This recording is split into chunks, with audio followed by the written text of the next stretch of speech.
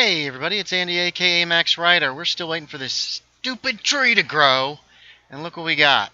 We found a friend. This guy just popped up over the edge of the island. He hasn't noticed me yet.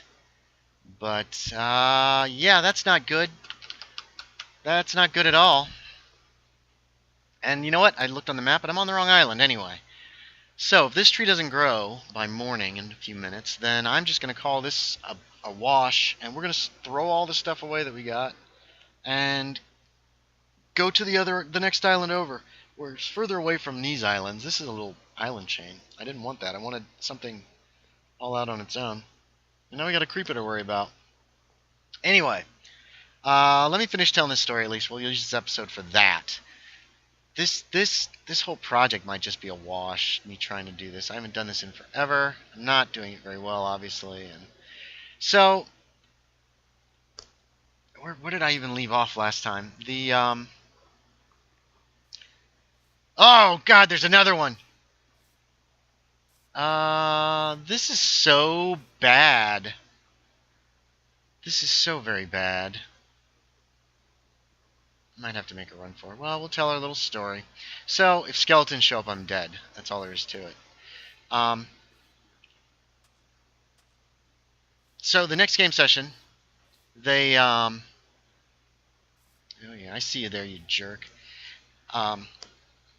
So they go back to the plantation again, and this time they're busting holes in coffins trying to find... And all the coffins are empty, it turns out. They find that out. They start looking around for Morris Van Zant. Where could he be? One of them eventually finds him. Oh, great. Hey, how's it going, buddy? There's two of you down there now, huh? I don't think these guys will ever despawn. My best bet might be just making a run for the rowboat, which I might end up doing. When this tree doesn't grow! So...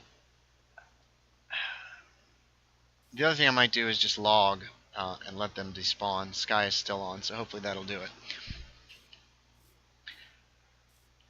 Somebody finds Morris Van Zant. He used to live in one of these little houses at the little abandoned town that used to be Sanguis that moved close to the railroad tracks.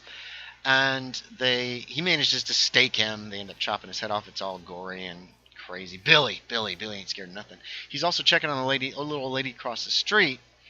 And then there's a knock on his door one night, and the guy they think is the vampire, is there, and he complains that Billy and one of the other boys, the Intimidate boy, were out at his house, disturbed his servant, and destroyed some of his personal property. He's not going to like call the sheriff or anything like that, but he is upset, doesn't want him coming back. Now Billy pulls a cross out. He's talking about how he's been trying to pray and become closer to God. He pulls a cross out, and the guy just leaves immediately. Just poop, he's out the door. He's like, oh, gotta go, and he leaves. They end up going back out to they see that the little servant guy is buying some shovels and picks, and when they send somebody out to watch him, he's digging holes behind the plantation house and burying these coffins. So they're not sure what that's all about. Tommy Hill shows up, and the girl playing, we only have one female player right now, which is so disappointing to me. I would like some more diversity in my group, and I'm really sick of it. Anyway, Tommy Hill had a little crush on her. Tommy was about 10 when he got turned into a vampire. Here is Daylight. These guys are not going to despawn, are they? He had a little crush on her. He showed up at her window. He's trying to convince her to let him feed on her. She won't. He goes elsewhere. Wilbur Mayo, the Iceman, turns up missing. And they go... Or he doesn't turn up missing, but he turns up... He's sick, too. But Van Zant had been preying on him, so that turned out okay. And... jerks, I want you to go away. Anyway, so... I wonder.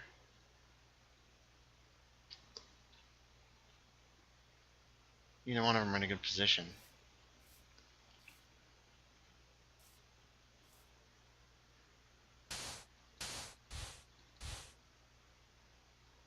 What? Why are they breaking? Oh, there's a plant there.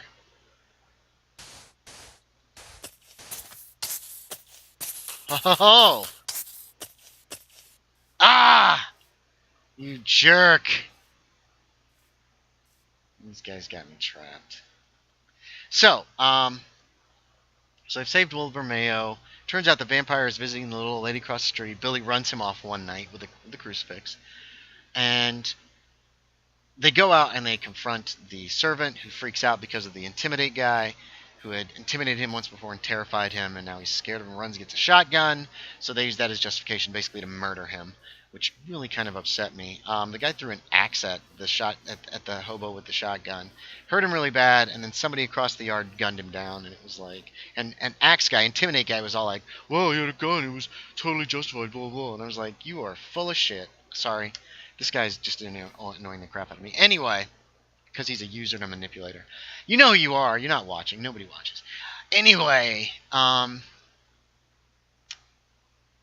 so this guy's dying, but the one person in the group with interpersonal skills gets him to tell him, ask Tommy, and that the vampire's not here. The whole plantation was just a ruse, a trap, a trick, and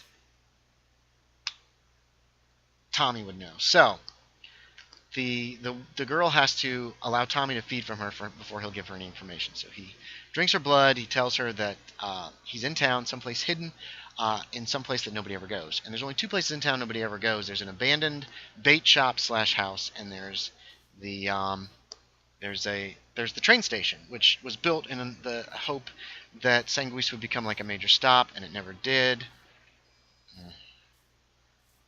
I think we're going to have to call this place. I'm going to finish telling this story, and then we're done. We will try another island, because this has just been a bust. Anyway, so they've already broken into the train station. A couple of them got caught doing it and got in a lot of trouble. But they found one coffin in there, and they busted it open. It was empty. So they go in the bait shop early in the morning. They go upstairs. There's a coffin up there. They bust it open. The vampire takes control of Intimidate Guy, which was perfect. I loved that worked out that way. Nice. And he's got an axe. So he attacks his sister first, hits her in the leg, or hits her in the foot, cripples her. Somebody else attacks him, and he cuts him down. Billy, meanwhile, is put the stake into the vampire and is starting to pound it home. And eventually kills him, and the guy comes out of his trance. One kid is dead. His sister is... more manipulation there, by the way. His sister is all messed up. There's a trial that we glossed over. He goes to jail for 19 years. He was a minor. That's why he got a light sentence in Alabama. For murder of another boy. We resolved what happened in people's lives, what they became. The girl on her deathbed, I said, how old are you when you die? And it was like 1986. So she lived to be in her 70s. There was something in her blood that was messing with her. And she... Tommy Hill, as still a child, comes to her on her deathbed and tells her that he can make her young again. She can live forever. And she's like, no. He's like, okay. And he just leaves. And that's how the game ended. And it turned out pretty well. So, I got these two guys. I'll tell you what. We're going to disconnect. This is it for this island. This island sucks balls. And we will try. There's another island over there. And I'm going to, in between game sessions, try to get rid of these creepers. By logging and logging back in, and I'm going to try to get out of here. We'll grab that tree, and we'll try this last island. So, thanks for watching, everybody. As always, I appreciate it, and I will talk to y'all next time.